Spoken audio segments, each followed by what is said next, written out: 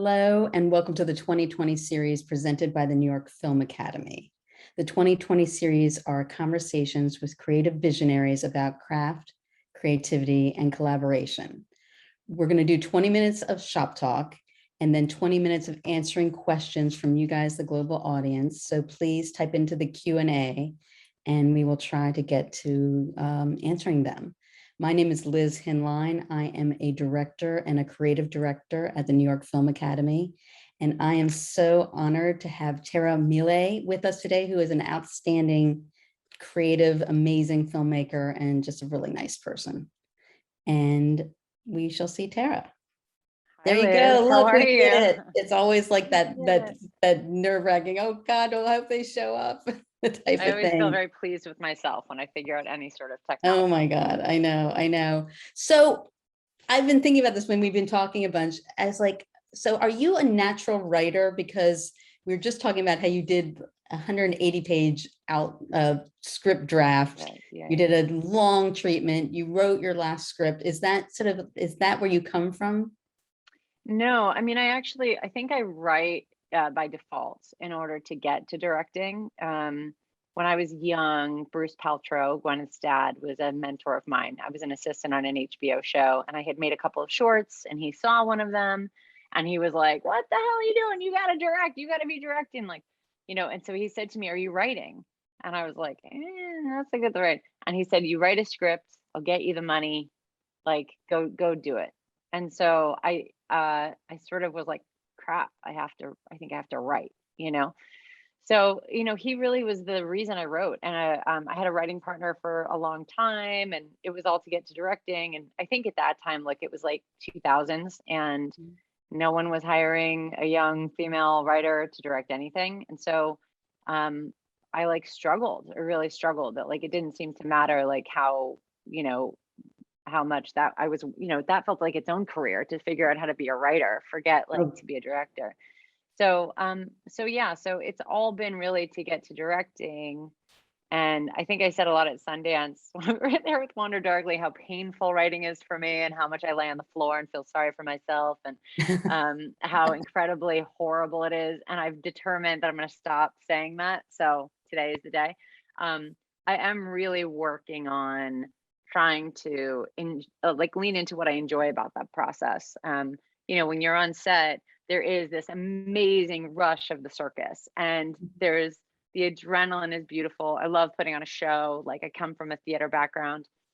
But there is something sort of nice about like the counterbalance to that, being able to get really quiet and really still and create things from nothing, you know, just create from absolutely nothing. Like there was nothing there when you sat down and now there's this world and these people and they're talking to you. And I do find the sort of writing process at its best, I say, you know, fairly, to be very sacred and to be fun, dare I say I was like, wow. Because I know it's also the worst. Like it can also be like the worst. Like getting notes is not like sacred and fun, you know? Like, well, getting notes might be, at least I think the blank page or the approach or how to even like, say with your last project with Wander Darkly, so did that come out in, you know, spits and, you know, dribbles, or was it like boom?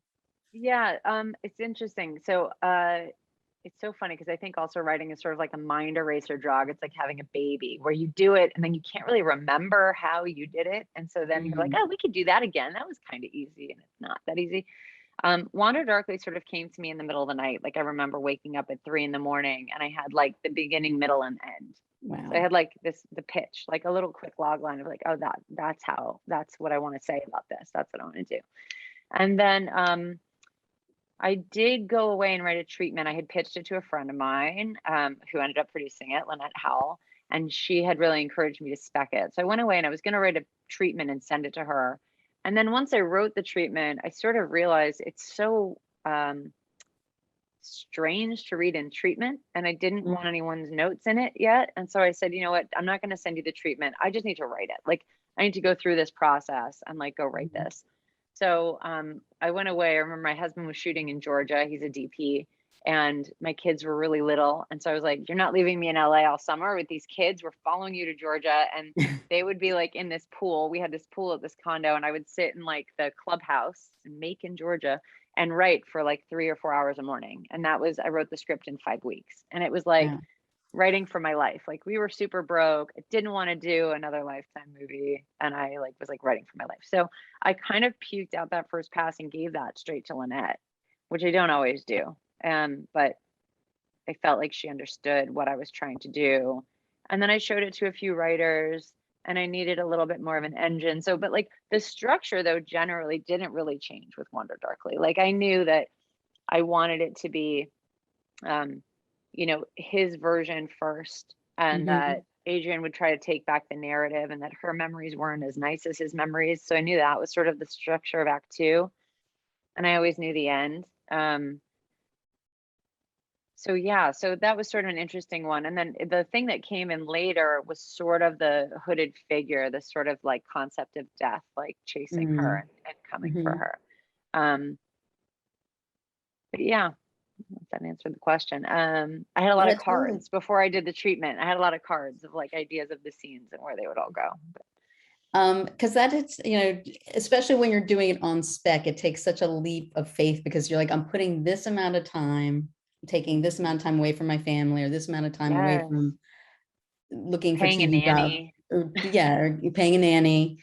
And so where, just on I'm just as emotionally, or what what support system do you do? Do you talk to your friends about, like, how do you talk to your therapist? Like, how does one like get the oomph to, because you're leaping into the outer space a bit?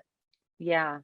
You know, I don't know. I guess your life has to be in a place where you're like, if I don't do this, I won't be able to breathe, you know, like, I think I was in a spot as a creative and as a mom, like, you know, I was doing these like little co-pro movies for Lifetime, and they were wonderful opportunities for me, but we were going broke doing them because I couldn't pay the nanny enough for the hours I was working. Like, it didn't make sense financially.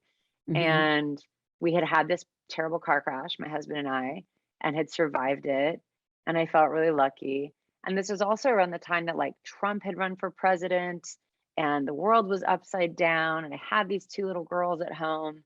And I sort of felt like this real urgency that I could no longer like survive doing what we had been doing. That my voice was necessary, and time was short, and that it was like an urgent need to put something better in the world.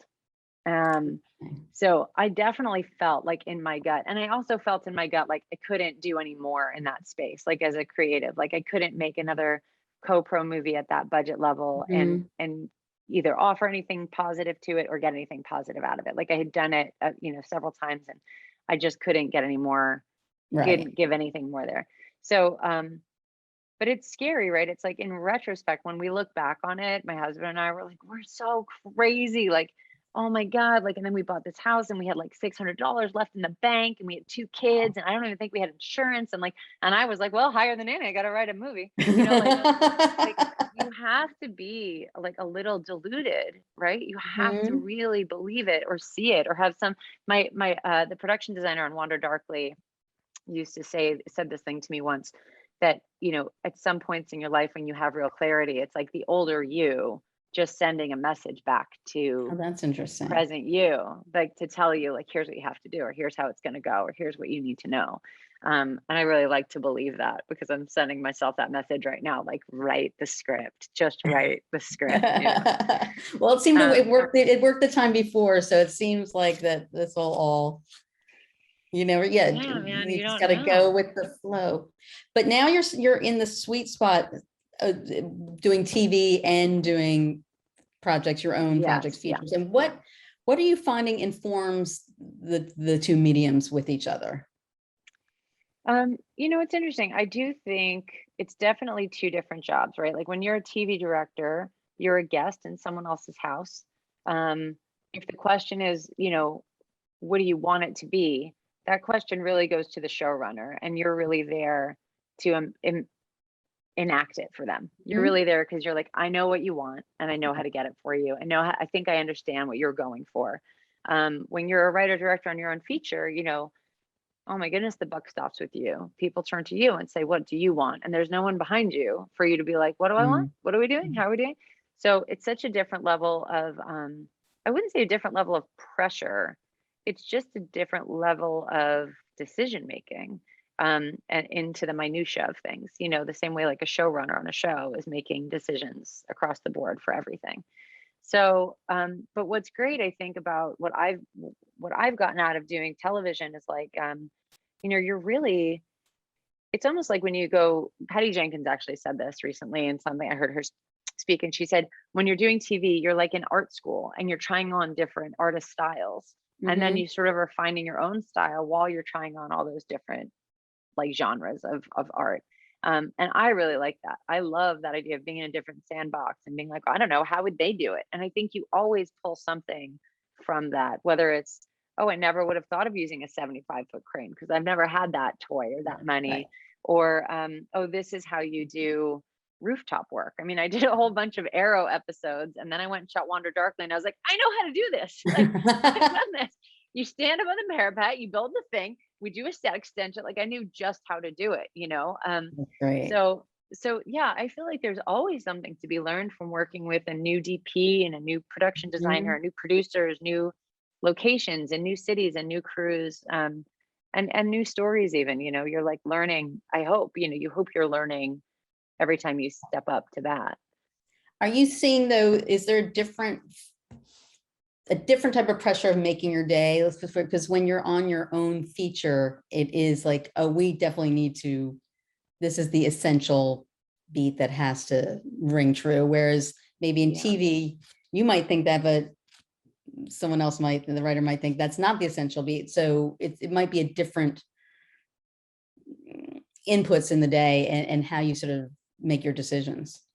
Yeah, no, I mean, I think it's more stressful being on your own shoot. And like I have pictures of myself, like the behind the scenes photos on Wander Darkly, like my face is just falling off of my head. I was so stressed during that shoot. And I would say on TV shoots, I do like to keep it light. I like, like I feel like I've prepared, I'm there, we know what we're doing. And at the end of the day, like even if you get rained out or whatever, you have so much support behind you. It's not like just Mm. your loss. It's everybody's gonna come and figure it out. On an Mhm. indie shoot, you just have less money, less backup, less support, less leeway. There's not like another episode you can cut into, or Right. a big network saying, don't worry, we'll give you an extra half day. And, it's just so different when you're on such a shoestring. And when it's so personal, I think it also changes it. Like, Mm. I don't know that I'll ever, I mean, maybe I will. I don't know that I'll ever do anything as personal as Wander Darkly, which is sort of inspired by our own, my husband and I, our life.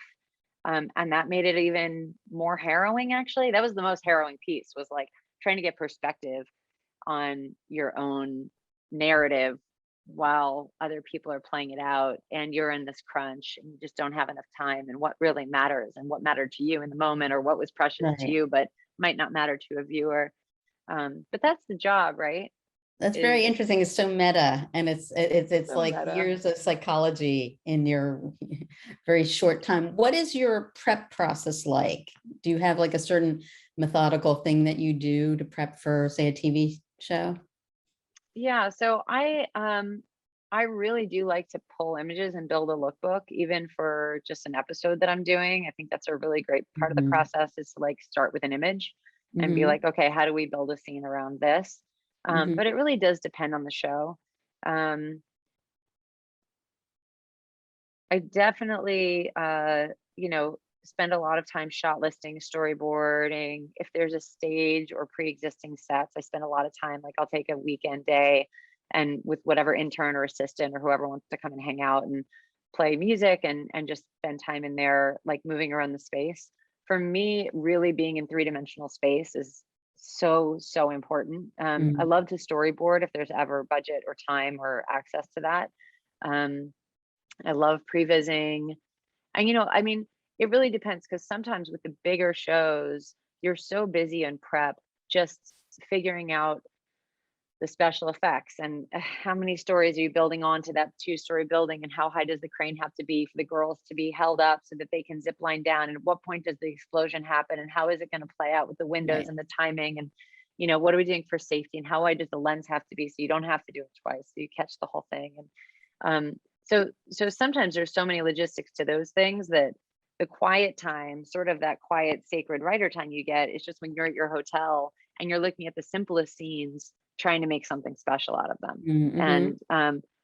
And trying to like figure out like what's the one word that this scene is really about, and what are the problems that the actors might have here. And so yeah, I think that's sort of my process is, especially if I'm on a new show, asking lots and lots and lots of questions, trying to meet the actors before day one. The showrunners always have so much incredible information, so trying to get on just a quick call with them early, just to see if there's any problems before, usually tone at the end of your prep, but sometimes you wish you knew some things early on. But no, I love TV because it's such a train. You just get on, and then 3 weeks later, you're like, I got a show. It's like so like exciting. Magical. It's so cool to like make something, and have Yeah. it just be like you can go and play and make something, and it's definitely going to be seen by lots of people. And I always try, like when I'm coming onto a show, I always look for something. Like I remember I did the Green Arrow and the Canaries spinoff, and the backdoor pilot for Berlanti, and I loved that they decided that because it was set in the future, they weren't going to have guns. And I was like, I love that. And the girl power of it. And then with Batwoman, it was like the first lesbian superhero. I was like, I'm all about that, So there's always something that you can like dig into that really matters. That's going to be in people's living rooms. That's going to change lives, even if people don't see it on the surface of it, I really want to, Charlie, let's show the trailer of Wonder Darkly because it's so beautiful and enigmatic, and I want people to see it and then go watch the movie. So we'll play the trailer. Magic.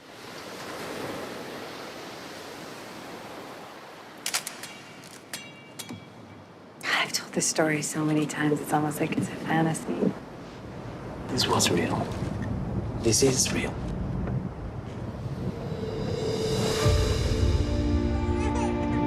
We both deserve to be happy. Are you happy? Yeah, sure. Oh, that's convincing. Why are we even together anymore? We have a newborn baby. We just closed escrow. You want to split up? I want to...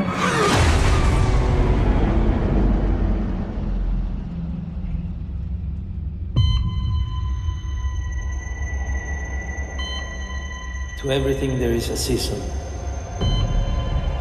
And time to be born. And a time to die.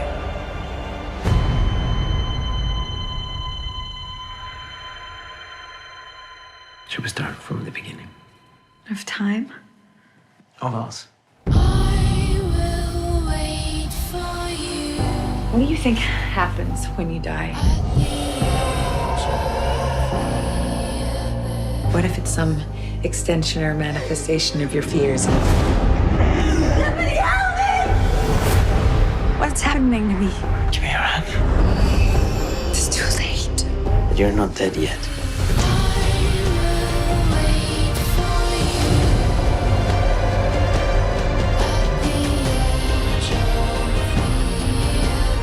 Adrian, wake up! Wake up!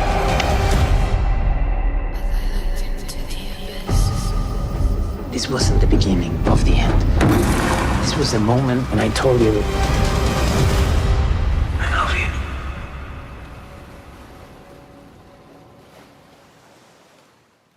Beautiful.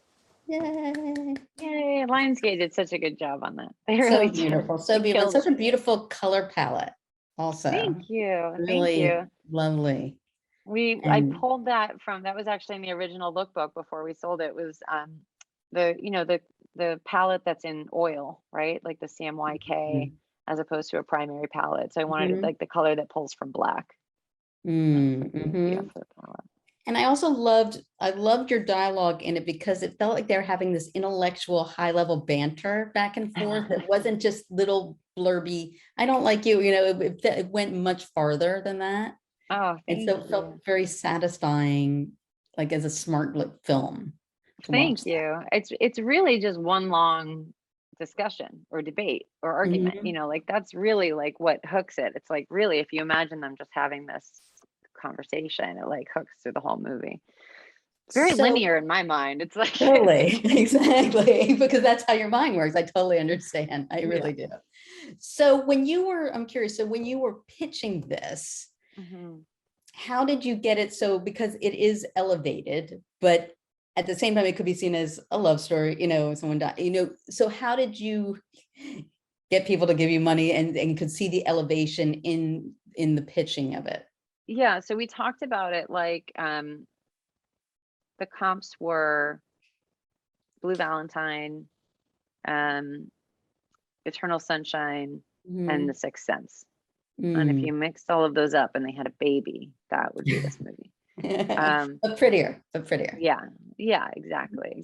But I think, it's funny because um, I never thought that it was like a little movie. And I think it sort of surprised the producers when they first were like, yeah, let's budget it. It's like a $2 million movie or something. And then like, it was not a $2 million movie. Like there's dolphins and there's like Right. rooftops and there's downtown and there's, like there's quite a bit of like set pieces, right? That Yeah. like require time. And so I think in pitching it, that was what we said. Like, I wanted this to be, um, I don't know, like accessible, and like enjoyable for like a wide audience. Like I didn't ever feel like it what, and maybe I'm wrong. I don't know, I mean, jury's still out. Like I never thought it was like a tiny little art film, and I was never trying to be pretentious with it, or it was Mhm. literally just like this is what it felt like for me to be in this incredible concussed state. And also it's sort of the same feeling as grief, and it's also Mhm. sort of the same feeling as loss of love. And I was sort of fascinated about how those three things are so similar. Like, when you really are in the middle of a brutal breakup, it can feel so disorienting. And it's the same thing Mhm. when you've lost a loved one. Like your brain just doesn't compute. And that was the Right. same feeling when I was concussed. I mean, I never had this level of what Adrian has, Mhm. but I was really concussed after our accident. And so I don't know, I just felt like there was something to be said there about the way that our brains protect our hearts. And Interesting. yeah. And did you need to get the actors on board before the financing? Was that sort of the Yes, same yes, we old did. So chestnut? we had had an actress on board for about a year and then got Diego on, and then we had scheduling snafus, and we ended up going out to Sienna, or actually we didn't go out to Sienna. Diego and Sienna share an agent, and so her agent had slipped it to her, and then she reached out to Lynette, was like, I want to do this. And Oh, so we were that's so quite good. lucky. Yeah, so I was like, well, that's great. Let's get on the phone. Let's talk to Sienna. That sounds great. And I felt like there was something, like Sienna's a mom, and I think she'd been through some heartache, and there was something really, interesting. There was part of me that was like, oh, I never imagined that the woman who played this role would be this beautiful, like one of the most Mhm. beautiful women in the world. Mhm. Um, but what I found really interesting about Sienna is that she is sort of like a theater geek buried in there, and Mm.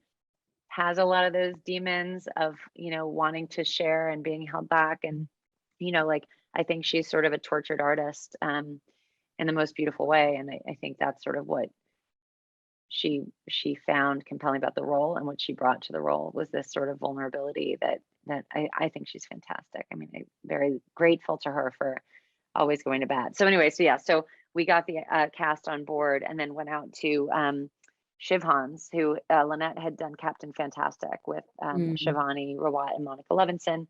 And I think Monica tells the story that she was like, we were never going to make this movie. There was no way. We loved it, but it was small. We were never going to make it. And then Tara came in, and I was like, okay, we're making it. And so I feel very proud of that moment. But it was definitely a team effort. I think everyone sort of circled the wagons and pulled Shivani on board, which was lucky for us because they were wonderful partners. That's such a great story. That's very, and then because it came from nothing, and then you created this whole beautiful baby, and that's just a really just heartwarming as another filmmaker, and then just also, so happy for you and inspiring. Thank you. Thank you. So we have a couple questions here. So I'm going to Cool. just jump in. William asked, I'm trying to get how the gist of this. What do you think of the work of actors in controlling emotions in a film? And I think it's sort of like how, maybe it's the play of how to work with actors, especially if they have to be very emotional. Yeah, I mean, I think the job of a director is to protect the actor in that moment. So, for example, there's like a really emotional scene where Sienna's in the bedroom, and um, the crew was a great crew. We had a really respectful, amazing crew, but everyone was just being a little jokey that morning and like kind of didn't realize maybe what was coming. And I noticed Sienna sort of in a corner and just reminding everyone to try to keep it calm and quiet. And we had some big work to do that day. And then she gave this incredible performance. So that's one thing, is just sort of like protecting their space and protecting their performance. But then the other thing is also sometimes an actor will want to go to 11, and that like you need them at 11 in 10 pages. And this scene isn't the 11 scene.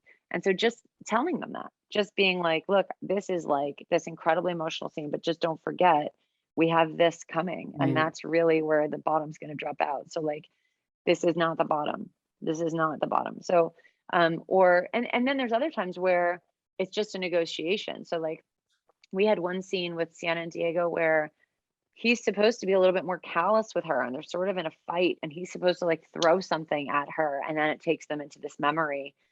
And instead on the day, he was like, I can't like look at her crying like this and acting like this and not go to her. Right. And I was like, my God, just do what I want. And I couldn't do that, I was like, okay. And then it created this beautiful moment, and we made it work. And, but that was a tricky thing, right? It was like, but I know that you're not resolved yet. I know that you can't love her yet. You can't be there for her yet. Like, and he as a human was like, but I would be. And I'm like, but you're not, so sometimes you're having that negotiation, and Diego won that. He won that. And it still works, and it works beautifully. And it's this fantastic moment. And so, and he should have won that, so like, sometimes you're just, I don't know, like lucky to have actors that will fight for Their character. what the most honest thing is. Yeah. And I always say that, like, when I first sit down with an actor, I'm like, thank God someone's here to take care of this character, because I'm so busy by that point. I'm in prep and I'm looking at colors and I'm looking at so many things. Thank God someone's here to take care of them, because I can't do what they deserve anymore. So like, you have to take care of them now.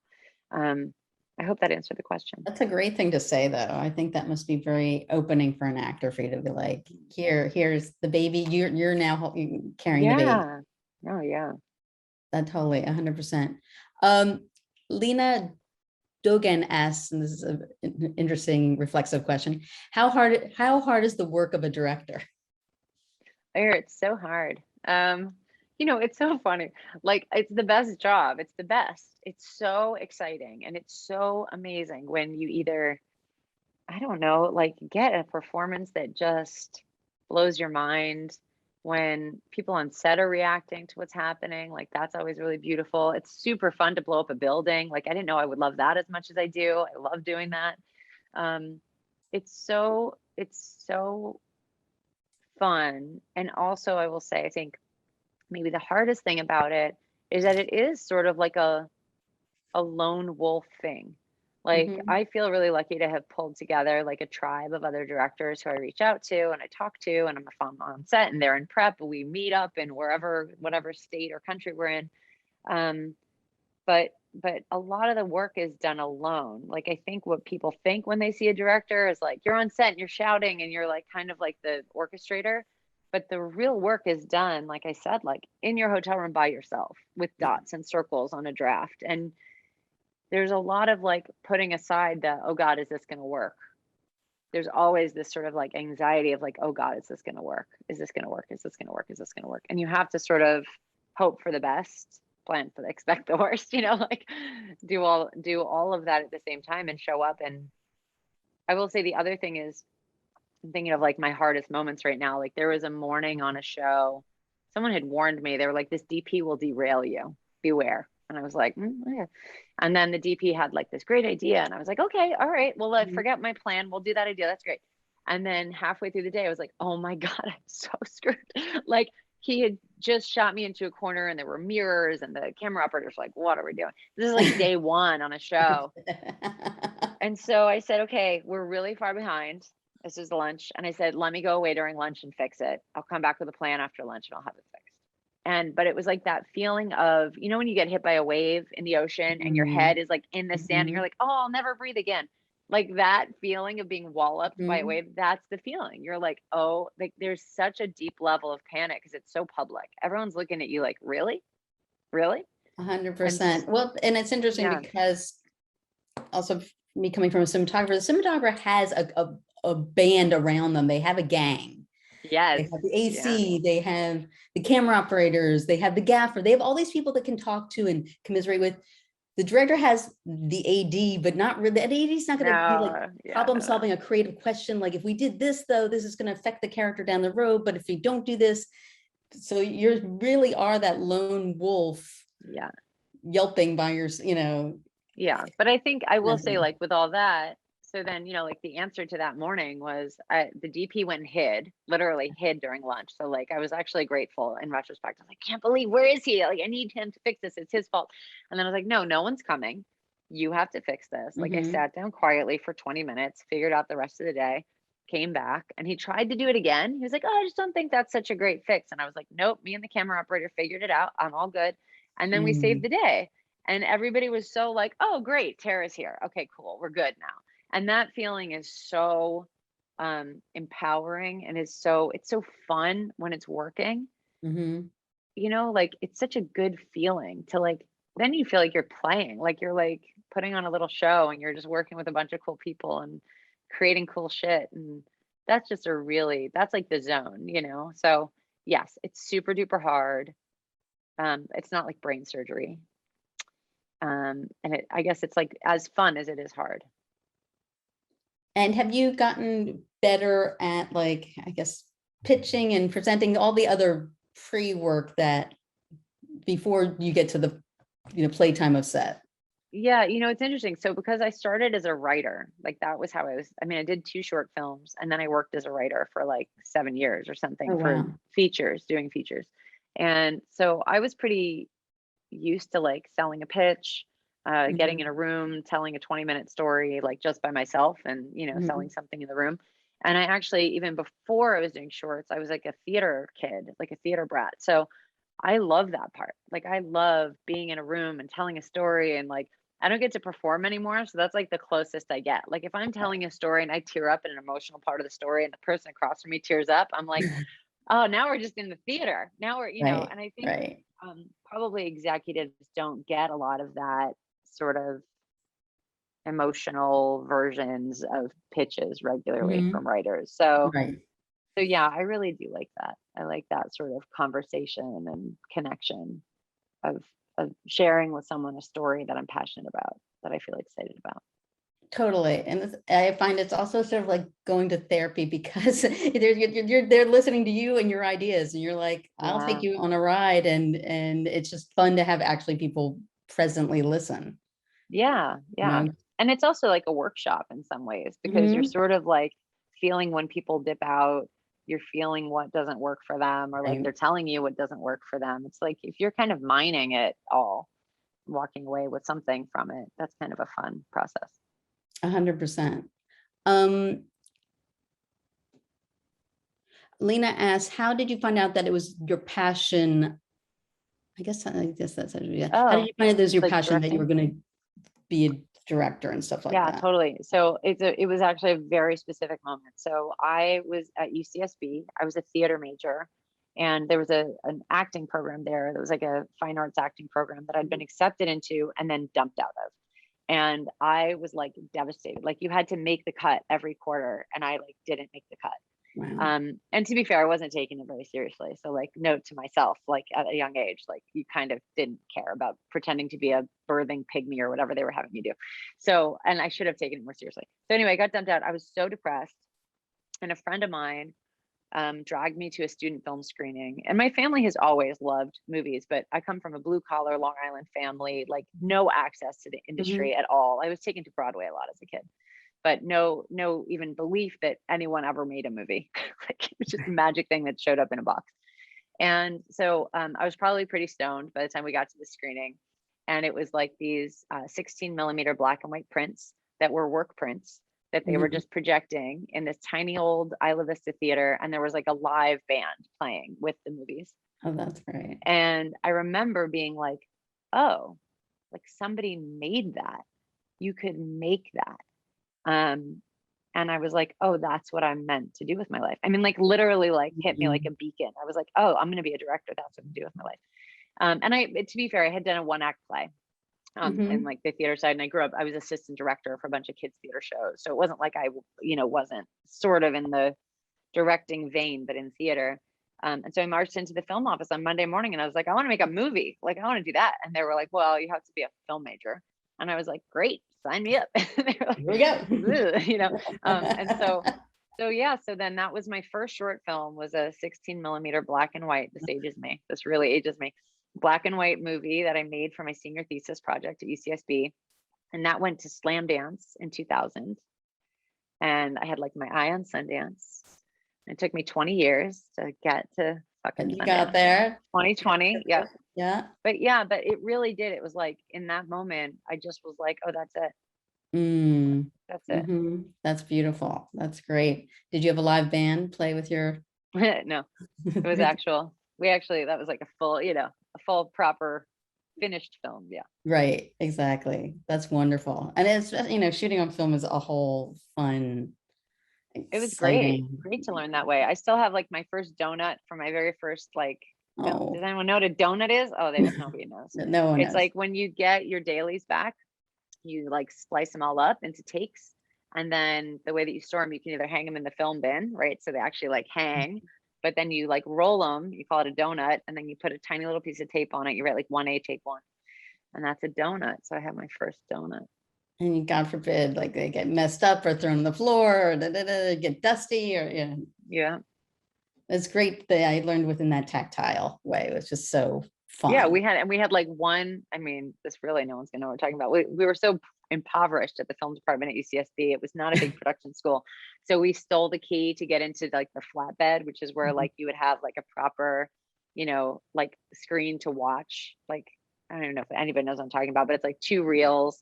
And as the film runs through, it projects up on a screen so you can actually see it. Because otherwise you're just like at reel to reels at a desk and you're running it through like a tiny little, can't remember what it's called, Moviola maybe.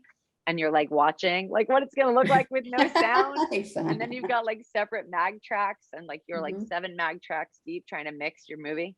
It's fantastic. I will say, when I started making movies, you weren't just staring at a screen the whole time. And now I stare at a screen the whole time. And so I do miss looking at other things. Yeah, just the film or faces. Artistry, of touching. So Tara, sadly, we're at the end of our show. Oh, that was fast. That was great. Can people follow you somewhere yes, I'm you feel super comfortable lazy with? about my social. I'm on Instagram. I'm on Twitter, but I never ever use it. But that's about it. I'm on Facebook. I mean, I'm not a big social media person. Yeah, there's my website. There's your website. And where can they see Wander Darkly? I think it's streaming for free on Hulu now, but it's everywhere. It's like on all the streaming services. So you find it. Awesome. That's so great. This has been so wonderful. Thank you so much, Liz. This is a blast. Really great. And good luck with your next project. I'm very excited for you. Thank you. Thank you so much, everybody. And thank you, audience, and thank you, New York Film Academy, for showing up and, being fans of the 2020. And we'll see you guys later. Bye. Bye.